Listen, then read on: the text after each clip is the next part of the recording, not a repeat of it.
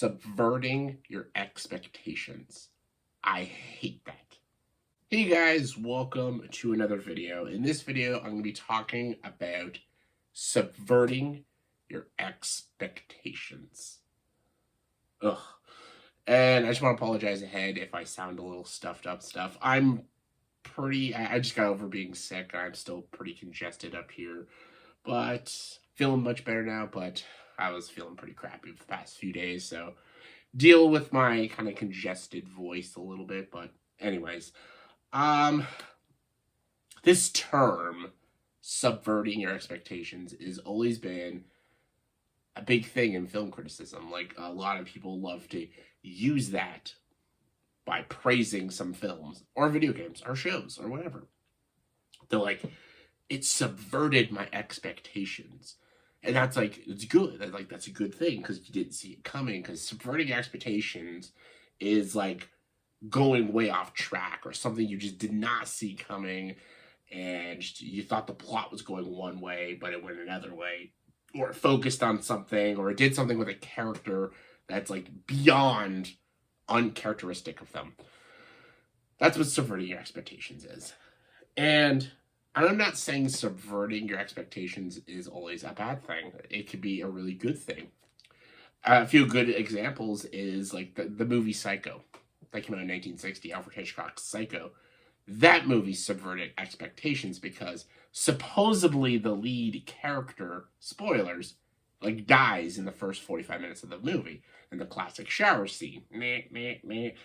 That subverted the audience's expectations because supposedly the leading lady of the film just dies. And you're like, wait, what? Who's this movie about? And you find out really it's about the serial killer, Norman Bates. That subverted the expectations. Another great example is the first Scream film, because the marketing of the film and even the poster has Drew Barrymore, but she dies in like the opening of the film.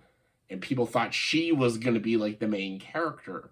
But no, that was like tricky promotion by Wes Craven and Miramax and stuff. And that was clever, subverting expectations. And there's other examples like Inglourious Bastards, where they they actually did an alternate reality of World War II, and they had the bastards kill Hitler. Very much no one expected that and stuff, but I hate that nowadays in our modern age of film and video games and shows, people use this to think like that's clever to do that. And I don't think it is. Like, subverting expectations can be a very good thing, but that's not the main reason why the movie's good. Psycho is not good because it killed Janet Leigh in the opening of the movie. The movie is a well-directed, well-crafted film. It is terrifying and psychological, and it has iconic cinematography, performances, and Bernard Herrmann's amazing score. Like, it has a terrifying ending, and just everything about it is unsettling, and it's like one of the first like legit scary horror films. Like, Psycho is a great film, not just because they killed Janet Leigh in the first 45 minutes. Scream is a good film, not because Drew Barrymore died in the opening, but because the movie's good. It's a great satire of horror films with actually also being a horror film. Inglourious Bastards is good, not because they killed Adolf Hitler, but it has great characters, great dialogue, great writing, wonderful performances, and it's just an entertaining film. And it's got great tension. Those are the reasons why those are good. But there's a lot of shows and stuff that are relying on the subverting of expectations to get a reaction from the audience, and that is its way of being clever and smart, and that's why it's good. And that's not a good reason for why something should be good. The Last Jedi is a prime example of this. This entire thing was Rian Johnson doing his own thing and trying to subvert expectations, and it did not work out for him. And people think it's brilliant. Like, that is the biggest praise I get from The Last Jedi. People are like, well, it subverted my expectations. I didn't see that coming. I'm like, that doesn't mean it's good. Like, what he did ruined the story of what J.J. Abrams was doing. It ruins everything, and it makes no sense. Like, oh, I didn't expect Luke Skywalker to be an asshole and a guy that just doesn't feel like Luke Skywalker. That's brilliant. That's not brilliant. It's not. That's just bad writing, and just have no actual like intelligence, and like you have no idea how to write Star Wars characters. Killing Snoke, like, oh, I didn't see that coming. I didn't see that coming either. But again, you just killed your lead villain. Now the next film, they didn't know what to do, so they're like, bring Palpatine back. But this is what happens when you subvert expectations and trying so much to get like a shock from the audience. It sometimes makes no sense. And you don't know where to go with it. After you have the shock, you're like, what do we do now? Like Psycho's tell a good story to tell. There's a lot more to tell. Same with Inglourious Basterds. Same with Scream and other movies that have subverted expectations. Last Jedi, that's all they had going for it. The movie subverted expectations. And if you liked that, you liked the movie. And if you didn't like the movie. But that's all the movie had going for it. And that was just ridiculous. Stupid. And another prime example is The Last of Us Part 2. Two of the most two very polarizing and very, controversial stuff. Last of Us 2 is not a great game, but people love it. That's fine. I feel like it's interesting with Last of Us Part 2 because movie fans seem to be fans of The Last of Us 2. People who like films and they like good visuals and performances. The film community loves Last of Us 2, but the video game community hates Last of Us 2. Like, when you actually see, like, legit video game critics, they can't stand it. But all the people that praised it are the moviegoers and the average gamers, but the real hardcore gamers hated Last of Us 2 because they said, like, it's not even that great of a game. The gameplay is just a rehash of the first one. The story makes no sense, and it just doesn't work as a video game. But the whole point of Last of Us 2 was to subvert expectations because you thought you were just going to be playing as Ellie this whole game. But no, they killed Joel in the ending of the first act, and then you play as the person who killed Joel. Abby. Yeah, like no one expected this shit. Like, wait, what? Wait, you're killing the main character off in the first Last of Us, and then we get to play as the character who killed him? Like, why would we want to do this?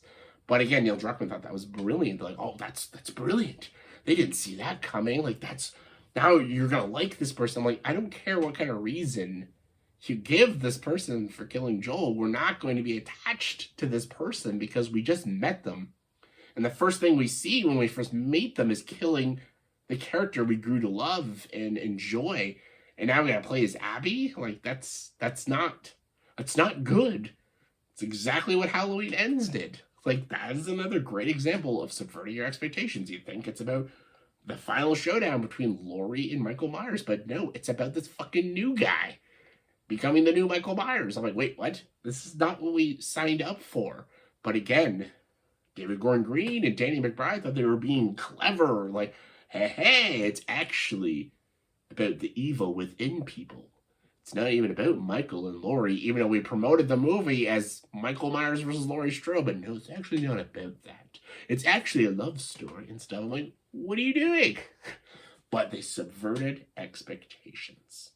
That's all that matters. Doesn't matter if they gave you a good story. Doesn't matter if they gave you good writing. Doesn't matter if it even makes sense.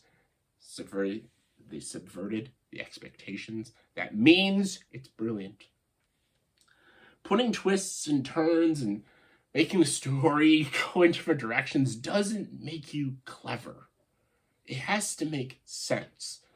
I feel like some people do it because they have no idea what they're doing. So they're like, just be ballsy. Just be like, just make sure that people don't predict what's going to happen. And everyone might say to me, like, what would you rather? Would you rather a predictable story or a story you don't see coming, but it doesn't make sense, but like, hey, it's different and stuff? See, that is all just, it depends.